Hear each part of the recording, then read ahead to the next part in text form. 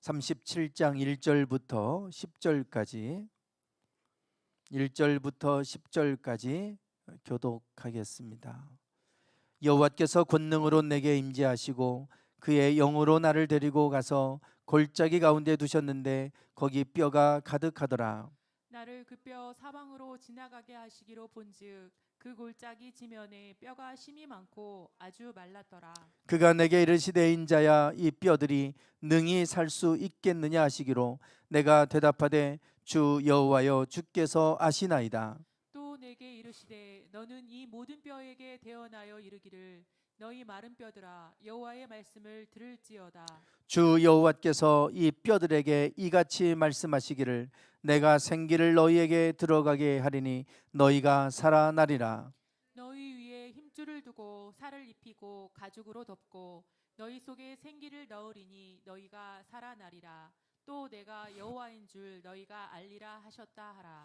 이에 내가 명령을 따라 대언하니 대언할 때에 소리가 나고 움직이며 이 뼈 저 뼈가 들어맞아 뼈들이 서로 연결되더라. 내가 또 보니 그 뼈에 힘줄이 생기고 살이 오르며 그 위에 가죽이 덮이나 그 속에 생기는 없더라.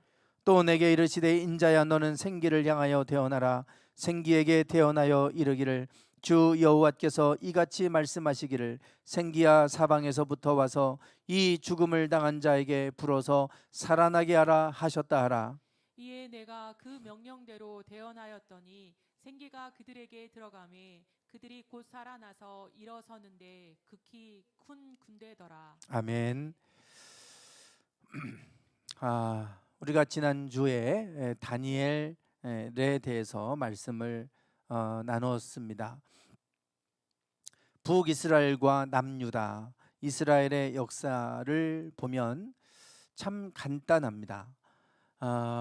하나님이 통치하셨던 이스라엘, 그렇지만 그들이 우리에게 왕을 세워달라, 그래서 왕을 세워서 사울 왕부터 다윗, 솔로몬, 그리고 나서 북이스라엘과 남유다로 나라가 분열이 됐고, 그리고 나서 북이스라엘과 남유다로 갈라져서 쭉 가다가 북이스라엘은 아수르 제국에 의해 멸망했고 남유다는 바벨론에 의해 멸망을 당하게 됩니다. 북이스라엘이 솔로몬 이후에 북이스라엘과 남유다로 갈라졌을 때 북이스라엘은 여로보암, 솔로몬의 신하였던 여로보암이 솔로몬에게 반역했고 그리고 나라를 쪼개서 결국은 분열되게 만들었죠. 여로보암이 북이스라엘의 첫 번째 왕이 되고 나서 했던 것은 성전에 가지 못하도록 막은 겁니다. 이스라엘 사람들도 성전에 가서 비록 북이스라엘과 남유다로 갈라졌지만 그들이 절기가 되면 하나님의 성전에 가서 절기를 지켜야 되는데 그들이 가게 되면 결국 하나님 마음을 유다에게 뺏길까 봐 그래서 못 가게 막았죠. 그때부터 금송아지를 만들어서 베델과 단에 갖다 놓고 그 금송아지를 섬기게 했어요. 그것이 북이스라엘에서 여로보암이 했던 일이고 여로보암의 뒤를 잇는 모든 왕들은 다 그렇게 했습니다. 북이스라엘에 10번의 반역이 일어났어요. 반역해서 결국 10번의 반역이 있고 결국은 나라는 멸망했습니다. 반역해서 그들이 여전히 이 여로보암의 길을 벗어나지 못하고 금송아지 앞에 제사 드리는 이런 일들이 있었고요. 아방 때는 바알신 숭배 사상으로 그 땅이 가득 차버리죠. 그래서 북이스라엘은 갈라질 때부터 유다와 갈라질 때부터 잘못된 길을 가기 시작했고 결국 아수르 제국에 의해 멸망을 당하게 됐습니다. 남유다는 조금 더 길게 갔어요. 그렇지만 유다도 하나님의 성전을 더럽혀서 결국은 바벨론에 의해 멸망을 당하게 되는데 3번의 과정을 거쳐서 그들이 포로로 3번에 걸쳐서 끌려가면서 멸망하는 과정들을 제가 설명을 드렸습니다. 네, 지도에 보시는 것처럼 이렇게 이제 바벨론이 쳐들어올 때 3번에 걸쳐서 쳐들어왔고 그때 첫 번째로 포로로 끌려갔던 사람이 다니엘입니다. 그리고 두 번째 8년 후에 에스겔이 포로로 끌려가게 되죠. 그래서 다니엘과 에스겔은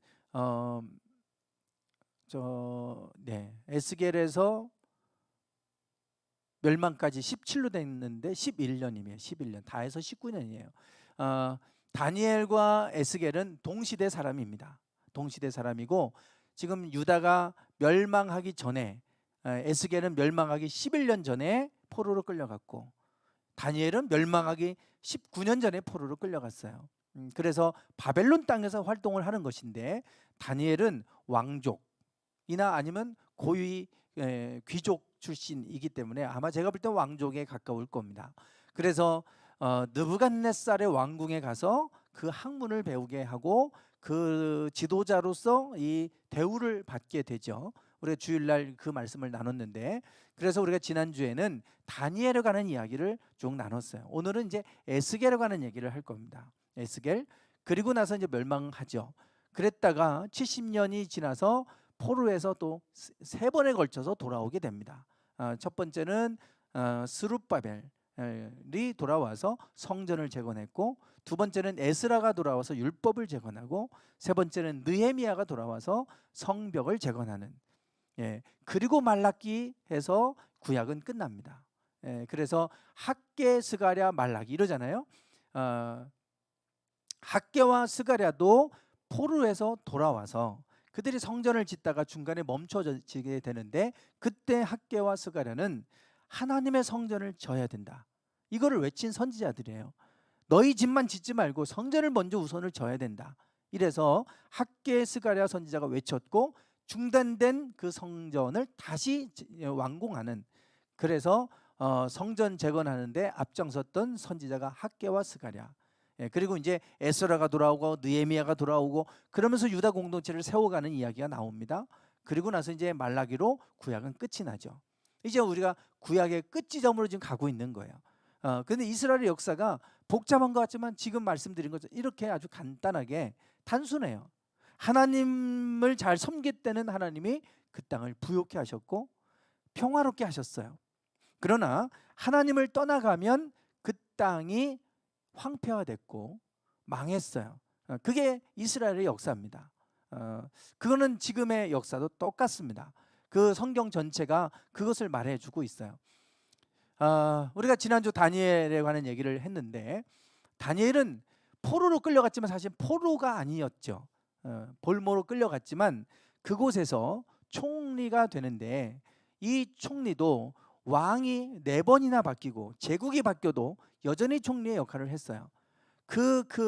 느부갓네살 왕 때, 바벨론의 느부갓네살 왕 때는 꿈을 꿨는데 큰 신상이 뜨인 돌이 산에서 내려와서 저 신상을 무너뜨리는, 깨뜨리는 이 꿈을 꾸게 되죠. 너무 생생해서 그 꿈에 대해서 알아맞혀 봐라. 꿈의 내용을 알아맞추고 그 내용을 해석해라. 이렇게 이제 박수 무당들에게 명을 내리게 되죠. 그들은 꿈을 알려주면 해석은 해보겠지만 꿈을 어떻게 맞추겠어요.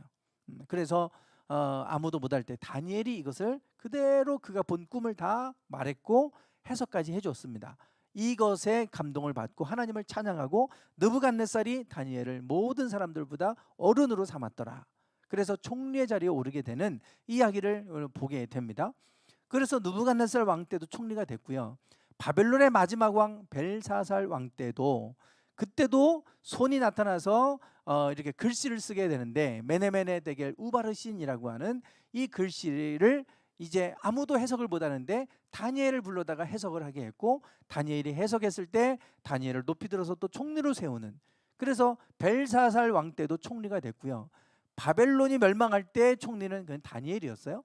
그 바벨론을 멸망시켰던 메대와 바사 두 연합 국가가 페르시아를 제국을 이루게 되는데 이때에도 여전히 다니엘은 총리의 자리를 지키게 됩니다. 그때 메대 왕 바사 왕 다리오 고레스 이게 이제 메대와 바사 두 나라의 왕들인데 이 다리오 왕 고레스 때도 마찬가지로 총리의 자리에 오르게 돼요. 이게 이제 그 사자굴 속에 들어가서 그 살아나왔을 때 그 다리오가 이 다니엘의 하나님을 찬양하고 다니엘을 모든 사람들보다 어른의 총리 3명 가운데 한 사람으로 세우게 되는 결정적 계기가 되는 게 바로 저 사건이었죠.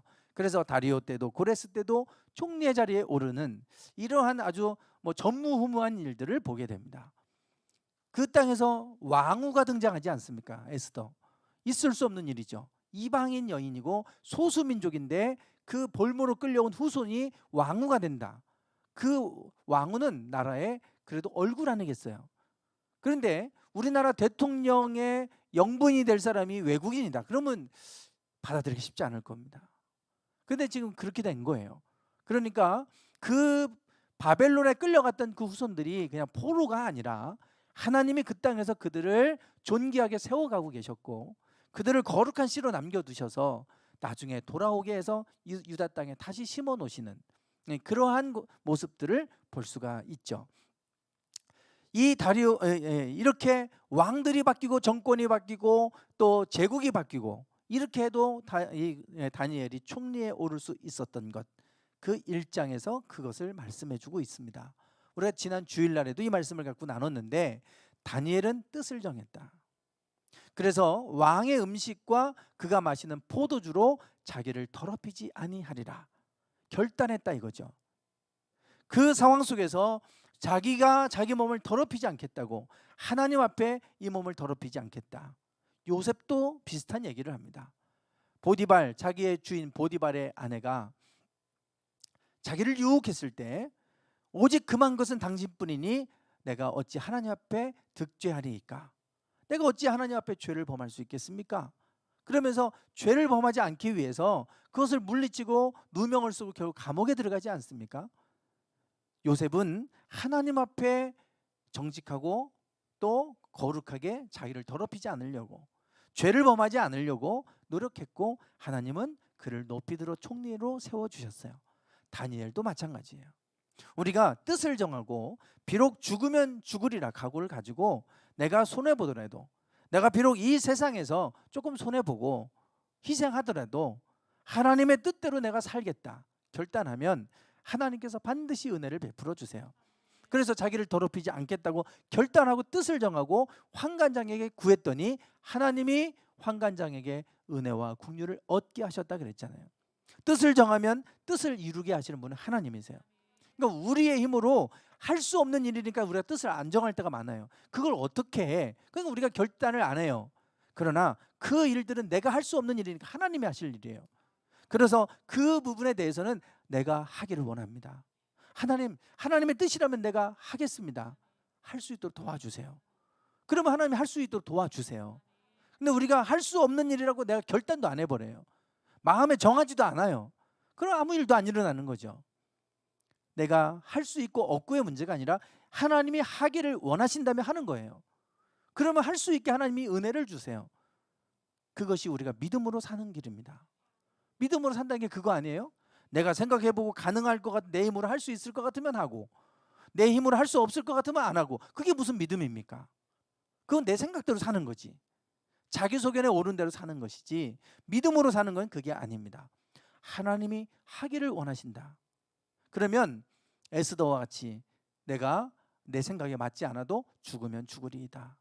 그게 하나님 뜻이라면 내가 죽으면 죽겠습니다. 그리고 결단하니까 하나님이 죽지 않고 오히려 그 민족을 살릴 수 있게 해 주시지 않습니까? 오늘 우리가 다니엘과 같이 그런 거룩한 뜻을 품으면 그 뜻을 이루게 하실 줄 믿습니다. 그래서 그 땅에 바벨론에 끌려갔던 사람들 중에 다니엘, 또 에스겔, 모르드게, 에스더 이런 사람들이 나오는 것은 하나님이 거룩한 씨앗들을 그쪽으로 옮겨 놓으셨다가 나중에 그들을 옮겨 심으시는 거예요. 그래서 그들이 그런 상황에서도 다 그런 환경 속에서 나름대로 합리화하고 변명할 수 있잖아요. 이 느부갓네살 왕이 저렇게 하니 어쩔 수 없이 내가 그 음식을 먹을 수밖에 없어, 이렇게 합리화해서 먹을 수도 있습니다. 그러나 그렇게 하지 않았어요. 뜻을 정하면 하나님께서 그 뜻을 이루도록 그렇게 은혜와 긍휼을 베풀어 주시는 줄 믿습니다. 오늘 에스겔 이야기를 나누겠습니다. 다니엘이 포로로 끌려간 후에 8년이 지나서 에스겔이 포로로 끌려갔어요. 그러니까 에스겔은 제사장이었어요. 제사장.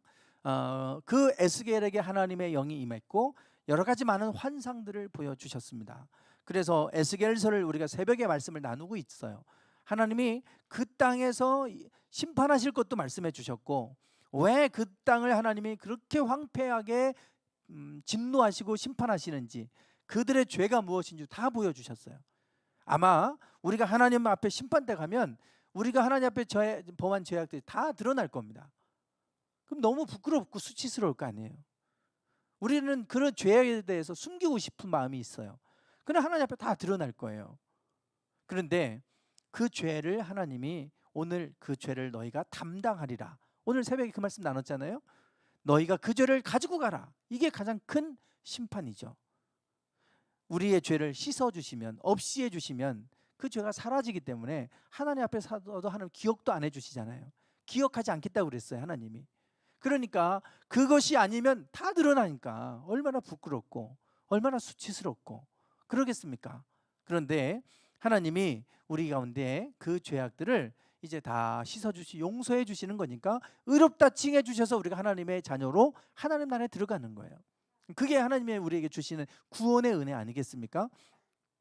에스겔에게 그 땅에서 일어난 온갖 음란한 짓들, 우상을 어떻게 숭배했는지, 성전을 어떻게 더럽혔는지 하나님이 다 보고 계셨고 그것을 다 보여주셨어요. 에스겔에게.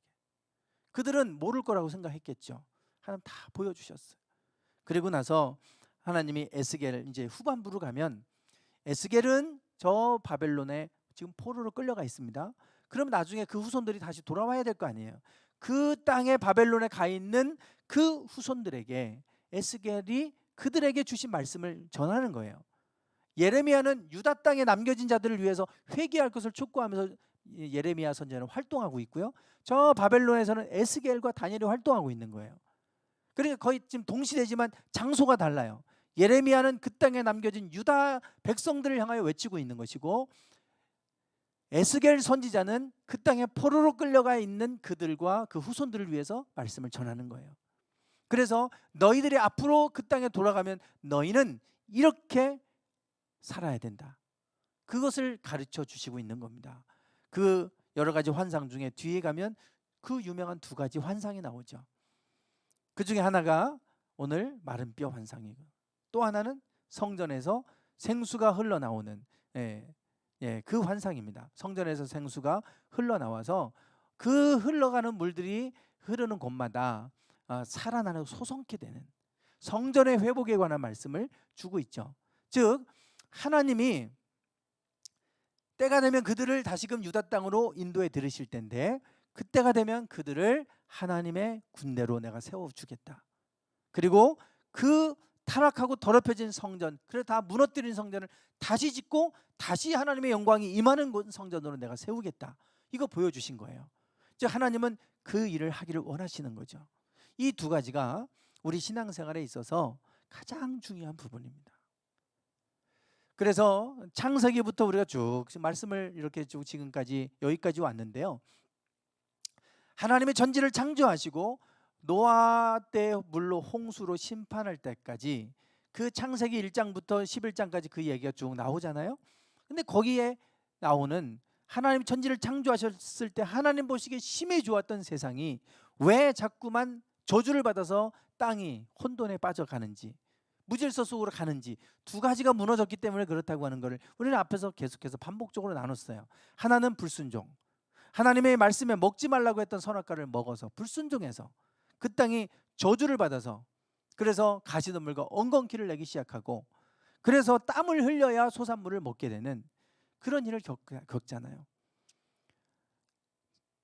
지난 월요일 날 제가 여기 북대전 농협에 가서 이문구 권사님 이제 그 북대전 저기 구죽 송강점 그쪽으로 이제 가가지고 농약을 사왔어요. 땅으로 지금 포크레인으로 그쪽을 다 이제 밀어놔서 맨 땅만 남아 있는데 또 조금씩 풀들이 올라오는 것 같아요. 그래서 이제 그 풀들이 아직도 있는 곳도 있고 주차장 쪽에도 있고, 그래서 농약을 쳐서 풀들을 죽이고, 그리고 또 풀이 안 나게 하는 또 약이 또 있더라고요. 그래서 그 약도 좀 사오고 하는데, 그게 이제 아무나 농약을 안 팔아요. 농약을 아무나 사갔다가는 큰일 나니까. 그래서 이문구 권사님이 이제 얘기를 해주셔가지고 이문구 권사님의 이름으로 이제 이렇게 그걸 살 수 있게 됐어요. 그래서 사가지고 왔는데, 이게 땅만 있으면 풀들이 그냥 다 비집고 올라오잖아요. 이 풀들이. 그러니까 얘들은 다 갈아엎어놔도 또 올라오고 또 올라오고 비만 오면 또 올라오고 이럽니다. 끝이 없어요. 그런데 우리가 열매 맺는 거는 아무리 애를 쓰고 잘 갖고 가려고 해도 잘 죽어요. 근데 잡초들은 그렇게 생명력이 강하고 잘 안 죽어요, 희한하게. 그러니까 우리가 땀을 흘려야 되는 거잖아요. 그래서 농부들이 농사일에 가장 힘든 게 잡초예요, 잡초. 그거 맨날 뽑는 게, 그러니까 허리가 왜 나이 드신 분들이 허리가 구부정한가 이해가 돼요. 제가 계속 비만 오면 가서 풀 뽑는다고 가서 그것만 하니까 한 20분만 해도 허리가 아픈 거예요. 허리 수그리고 해야 되니까. 그래 앉아서 하고 있으면 모기가 와서 잔뜩 뜯어갖고 또 모기 뜯기고 막 얼마나 이게 힘든 일인지. 그래서 거기다가 뭐 나무도 심고 뭐 이런 생각도 해보다가 이게 풀 때문에 안 되겠어요. 풀. 잔디로 빨리 쫙 이제 잔디가 뿌리가 이제 꽉 차고 이러면 풀이 안 자란다고 그래서 잔디가 가장 좋더라고요. 보니까 이 풀을 어떻게 할 방법이 없어요.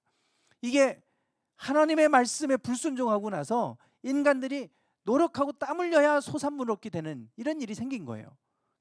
갈수록 무질서에 가는 이유는 하나님의 말씀을 버렸기 때문에 그렇다. 그래서 마른 뼈 환상이 이제 여기에 해당하는 것이죠. 말씀, 여호와의 말씀을 들으라. 그럴 때 살아나잖아요. 이 첫 번째가 이것이고, 두 번째는 가인과 아벨의 제사 이야기잖아요. 제사가 실패했을 때 그 땅이 이제는 황폐화돼서요, 땀 흘려도 안 돼요.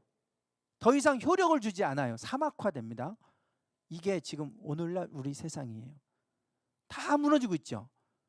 뭐 산불이니 또 뭐 홍수니 또 아니면은 뭐 가뭄이어서 막 이탈리아는 48.8도까지 올랐더라고요. 50도까지 올라요. 50도. 어떻게 살겠어요? 어떻게 살아? 지금 지구가 제정신이 아닙니다. 다 무너져 있어요. 그러면 이게 땅이 그렇게 되면요, 열매가 맺을 수가 없고 다 죽겠죠. 이제 앞으로 정말 식량 문제가 올 수도 있어요. 심각한 문제입니다. 사막화가 될 수도 있어요. 비가 오는 데는 막 한 번에 막 홍수로 나버릴 거고, 안 오는 데는 안 와서 또 사막화 될 것이고, 이렇게 되겠죠. 이게 가인과 아벨의 제사 이후에 나타난 현상이에요. 예배가 무너지면 그 땅이 이렇게 된다. 우리가 지구 온난화 자꾸 얘기하는데, 우리는 영적인 관점에서 보면 하나님을 버렸기 때문에 그렇습니다. 예배가 무너지면 그렇게 되는 거예요. 예배가 무너지면 이것을 우리에게 말하고 있잖아요. 그래서 하나님이 출애굽을 통해서 모세에게 이 산에서 하나님을 섬기게 하겠다. 하나님을 섬기는 것 두 가지를 시내산에서 주셨잖아요. 시내산에서. 그것이 바로 출애굽의 목적이죠. 십계명. 계명을 주셨어요. 하나님 말씀이에요. 이 말씀을 선포하게 한 사람들이 선지자입니다. 선지자. 예언자들이 예언자. 하나님의 말씀을 듣지 않고 이미 율법 말씀을 주셨는데 말씀대로 안 살으니까 하나님의 영이 누군가에게 임해서 그들을 향하여 하나님의 말씀을 대언하게 했잖아요. 선지자들. 그래서 여호와의 말씀을 들으라 이스라엘아. 그러면서 선지자들이 말씀을 외치지 않았습니까? 말씀을 맡아서 전했던 사람들이 선지자예요. 예언서, 우리 성경에 나오는 예언자들. 또 하나 성막을 지었죠. 이 성막에서 섬겼던 사람들이 제사장 그룹 아니에요. 제사장. 그래서 하나님이 기름 부어서 세운 사람들이 세 그룹이 있어요. 원래는 둘이었죠. 둘. 선지자와 제사장은 기름 부어 세웠습니다. 그런데 나중에 왕을 주시오 그래서 왕도 기름 부어 세우죠. 그래서 왕과 제사장과 선지자, 요 세 그룹, 세 명만 세울 때는 다 기름 부어서 하나님이 세웠어요. 거룩하게 구별해서 세운 사람들이다. 그래서 기름 부어 세운 겁니다. 그 중에 이제 제사장과 선지자가 성경에서 아주 중요한 역할을 하는데, 그들이 말씀과 예배를 담당하는 사람들인 거예요. 이 두 가지가 아주 중요한 것인데, 이미 유다 땅에 그 두 가지가 다 무너져 버렸어요. 말씀의 기갈, 말씀도 사라졌고 예배도 무너졌고. 그래서 다시금 70년 만에 너희들이 그 땅에 돌아가면 내가 성전에 회복하고 그 땅에 하나님의 그곳을 영광으로 가득히 채워주겠다. 그리고 그 영광으로 채워지면 성전에서 생수가 흘러가서 살아나는 일이 있을 것이다. 이걸 보여주신 것이고, 또 하나, 그들이 마른 뼈같이 죽어버렸는데 하나님의 말씀이 선포되어 올 때 그들이 살아나게 될 것이다. 두 가지. 앞으로 하나님이 우리를 살리시는 방법, 말씀과 예배인 것이에요. 두 가지입니다. 두 가지.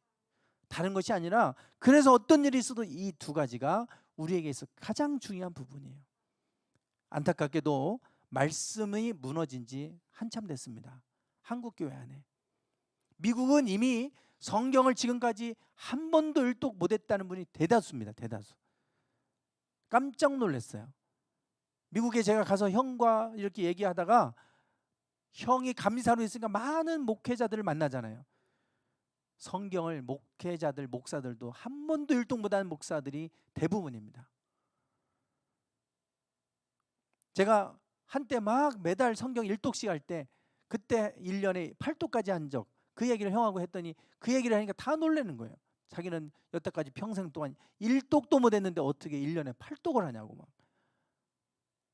그 정도로 미국이 그랬는데 우리나라도 다를 바 없어요. 갈수록 그렇게 돼가고 있어요. 예전에는 성경 공부가 붐이었죠. 유행이었어요. 교회들마다 성경 공부하고 제자 훈련하고 막 그랬잖아요. 지금은 성경 공부 관심 없습니다. 등록해서 하면 뭐 새가족 성경 공부하고 뭐 관심 없어요. 와서 예배, 주일날 예배 한번 드리고 가는 게 그들이 전부, 신앙생활의 전부입니다. 심지어는 등록해도 집에 뭐 신방 받으려고 하지도 않아요. 그냥 내가 와서 주일날 편하게 예배 드리고 가겠다. 그걸 원하는 거지, 교회로부터 내가 제한받고 또 그거 관리받고 원하지 않아요. 그리고 성경 더 깊이 나는 알고 싶지도 않아요. 그냥 이 정도 신앙생활만 하고 싶어요. 이렇게 생각이 다 바뀌었어요. 성경 공부하자 그러면 도망갑니다. 그게 많이 바뀌었어요, 예전하고. 그래서 말씀도 무너져 있고요. 그러니 뭐 성경을 얼마나 읽겠어요. 성경 공부도 잘 안 되는데. 수요일 예배가 무너진 지 오래됐잖아요. 주일 예배 그거 하나 지키고 살아왔는데 지금 우리가 코로나 때문에 무너졌잖아요.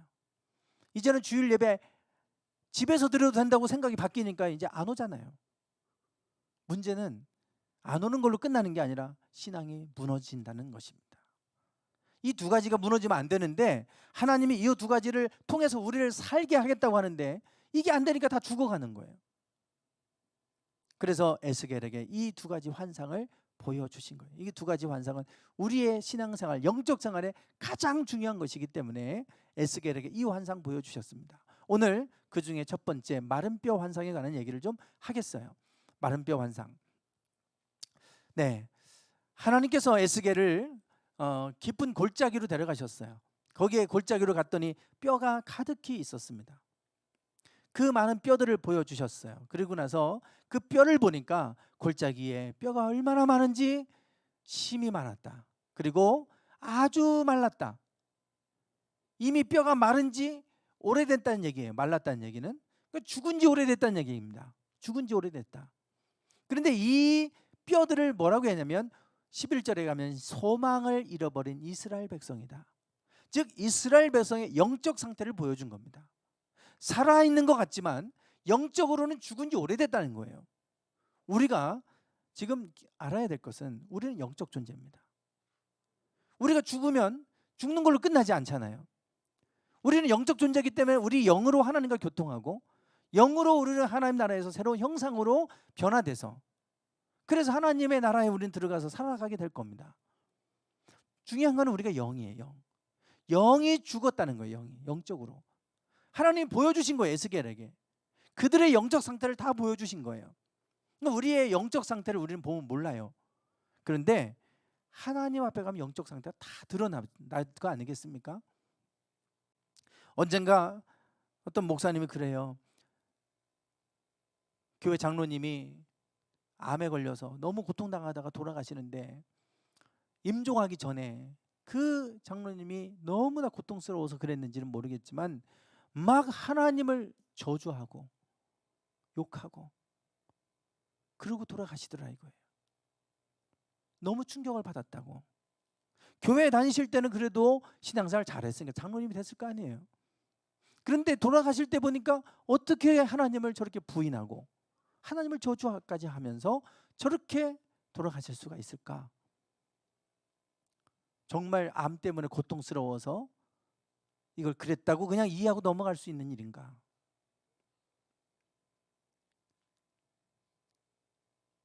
우리가 건강검진을 하면 수면 내시경을 하잖아요. 그러면 막 시끄러운 소리가 막 들려요.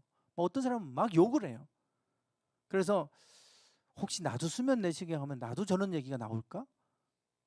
그래갖고 제가 간호사한테 물어봤어요. 사람들이 다 저렇게 되냐고 했더니 아니래요. 1년 동안 이렇게 건강검진을 많은 사람들이 하고 나면 몇 명 안 된대요. 저런 분들이. 다 그런 게 아니고 저런 분들이 간혹 있대요. 그래서 아니 저도 혹시 그런가 걱정돼서 그랬다고 했더니 아니라는 거예요. 대부분 안 그러는데 그런 사람들이 있대요. 그러니까 이제 이 수면 상태로 딱 들어가면 자기 무의식의 영역 속에서 있는 것들이 나오는 거예요. 자기도 모르게. 그래서 술 먹으면 어떤 사람들은 뭐 개가 된다고 그러는 사람도 있잖아요. 술 먹으면 우는 사람이 있고, 술 먹으면 막 떠드는 사람이 있고, 술 먹으면 막 싸우고 욕하는 사람이 있고, 다 그 안에 무의식 안에 있는 것들이 다 나오는 거예요. 우리 술을 먹으면 내 의지적인 영역, 이성적인 영역들이 다 무뎌지잖아요. 그러면 이제 내 본능적인 게 나오는 거죠. 그때 본능적인 말들, 내 속에 있던 거 말하지 않았던 것들 다 쏟아져 나오고 이러고 뭐 싸우기도 하고 울기도 하고 막 다 나오잖아요. 우리가 겉으로 볼 때는 다 정상적인 것 같은데 우리 내면에 무의식의 영역에 나도 모르는 것들이 있어요. 하나님 안에 가면 영적 상태가 다 드러나겠죠. 이스라엘 백성들이 영적으로, 육적으로는 살아있는 것 같지만 죽은 지 오래됐다. 죽은 지 오래됐다. 보여주신 거예요. 그러면서 하나님께서 이제 이 죽어버린 마른 뼈들을 내가 이렇게 살아나게 하겠다. 그러니 그들을 향하여 대언해라. 뭐라고 대언하라고 그럽니까? 너희 마른 뼈들아 여호와의 말씀을 들을지어다. 여호와의 말씀을 들어라. 그러면 내가 생기를 너희에게 들어가게 하리니 너희가 살아나리라. 너희가 살아나게 될 것이다. 하나님의 말씀을 들을 때 하나님의 생기가 우리에게 들어오고 그럴 때 우리가 살아나게 된다. 말씀해 주고 있어요. 그러니까 우리가 하나님의 말씀을 듣고 그 속에서 살아난다고 하는 것을 우리에게 가르쳐 주고 있어요. 그때 생기가 들어와요. 왜 그런지 이따가 더 말씀을 나눌게요. 하나님의 말씀이 들어올 때 우리가 살아납니다. 생기가 들어오기 때문에 사는 거예요. 우리 영이 사는 거는 우리 육은 뭐 밥을 먹거나 뭐 음식을 뭐 여러 가지 단백질 뭐 탄수화물 지방 여러 가지 많은 영양소들이 필요한 영양소들이 있잖아요. 그런 것들을 먹어야 우리가 살겠지만 우리 영은 그런 거 먹고 사는 거 아니잖아요. 우리는 말씀을 들어야 사는 거예요. 영이 왜? 우리는 생명이기 때문에 영적 존재이기 때문에 그 영을 살게 하는 에너지는 말씀에 있어요. 다른 게 있지 않습니다. 그러니까 말씀이 우리에게 없으면 영은 죽는 거예요. 그때부터는 우리 육으로 사는 거예요. 육으로. 영으로 살아야 되는데 자꾸 육적인 것을 가지고 살아가니까 생각하고 계획하는 모든 것들이 항상 악할 뿐임을 보시고 노하시되 그들이 육신이 됨이라 그랬잖아요. 육신이 되고 나니까 생각하고 계획하는 게 항상 악할 뿐임을 보셨다. 악할 수밖에 없어요. 하나님의 말씀을 들으면 우리 영이 살고 그럴 때 우리가 깨어나서 하나님 안에서 백성으로 살아가게 되는 것입니다. 이 생기 하나님이 우리를 처음 만드셨을 때 흙으로 지으시고 흙은 껍데기예요. 육이에요. 육. 거기다가 생기를 불어넣었더니 비로소 생명이 되었다. 살아있는 생명체가 됐다 이 말이에요. 우리 가운데 하나님의 생기가 들어왔을 때 비로소 우리가 살아있는 존재가 되는 거예요. 문제는 생기가 죽어버리면 우리는 육은 산 것 같지만 죽은 거하고 똑같아요. 영적으로 죽어 있는 거죠. 생기가 없어버리면. 그래서 하나님의 생기가 들어갈 때 사람이 생명이 됐다고 그러는데 네페시는 생명체, 생물 이런 뜻이에요. 그래서 우리 성경에도 보면 관주로 1번하고 밑에 보면 생물 이렇게 돼 있어요. 살아있는 생명체가 됐다 이 말이에요. 즉 우리가 비로소 살아있는 존재가 되었다. 하나님의 생기를 불어넣었을 때 비로소 살아있는 생명체가 됐다. 이 생기가 창세기 1장에 가면 하나님이 자기 형상 곧 하나님의 형상대로 사람을 창조하셨다 그래요. 여기 형상이라고 나오잖아요. 형상. 우리 영에 형상이 있어요. 형상. 근데 우리가 그 형상을 우리는 못 보죠. 근데 이 형상이 우리에게 생기를 불어넣어 주셔서 생기의 형상이 있는 거예요. 생기의 영의 영. 그래서 마태복음 28장에 가면요, 예수님이 부활하셨을 때 그 부활하신 예수님을 이제 빈 무덤에서 만났잖아요. 그때 그 부활하신 예수님을 저렇게 묘사합니다. 큰 지진이 나며 주의 천사가 하늘로서 내려와 돌을 굴려내고 그 위에 앉았는데, 이건 이제 천사에 대한 형상을 얘기하고 있네요. 그 형상이 번개 같고 그 옷은 눈같이 희었다.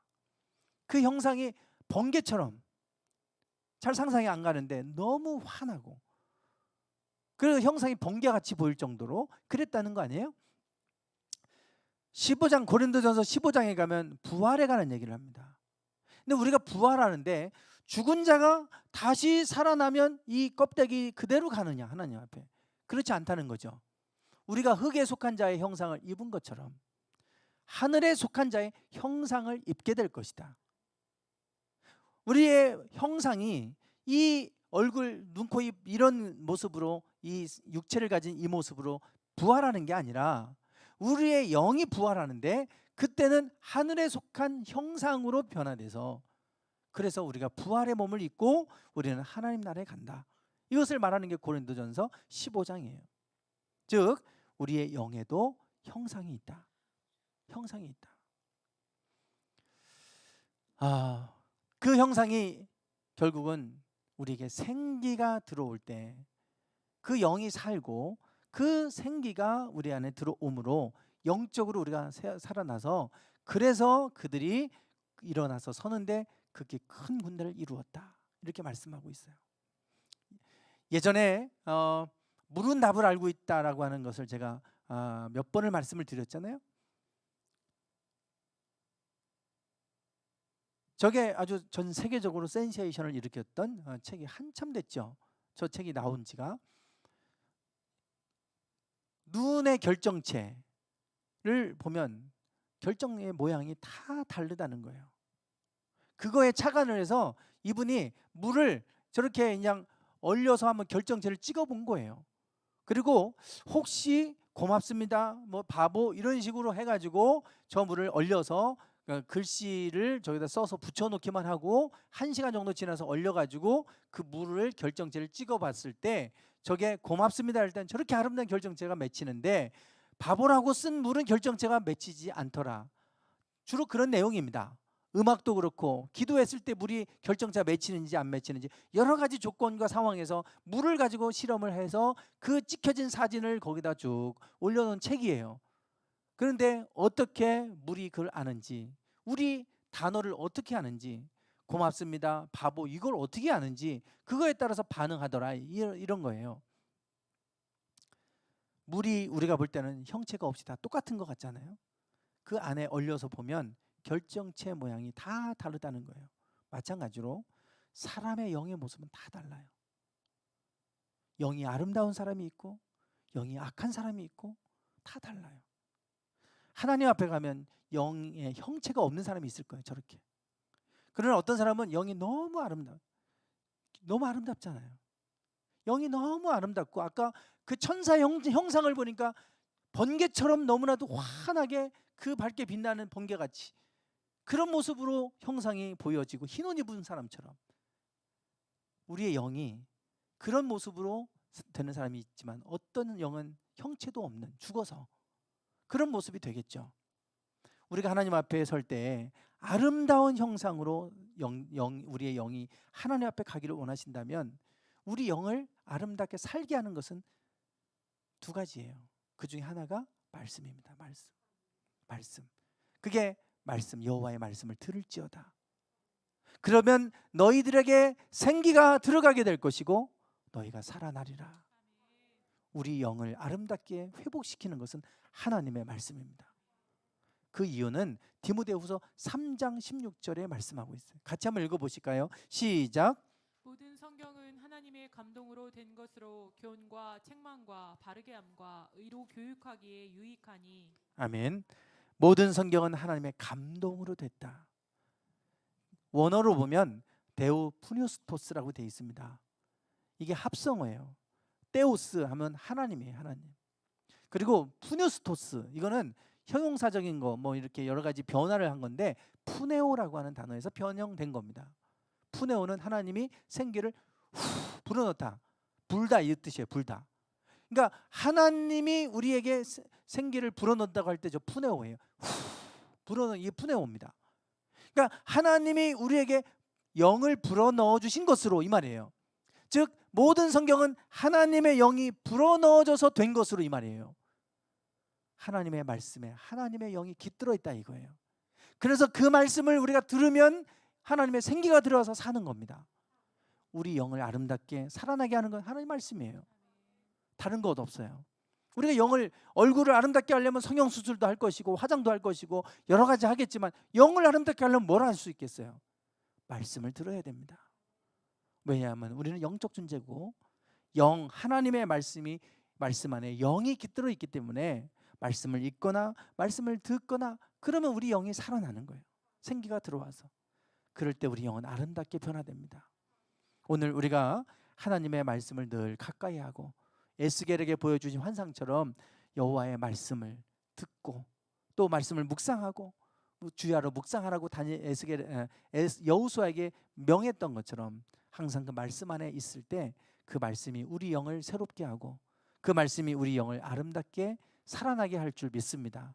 그 영이 하나님을 만나서 교통하는 것이고 그럴 때 우리가 하나님과 동행하는 삶을 살아가게 될 줄 믿습니다. 찬양하겠습니다.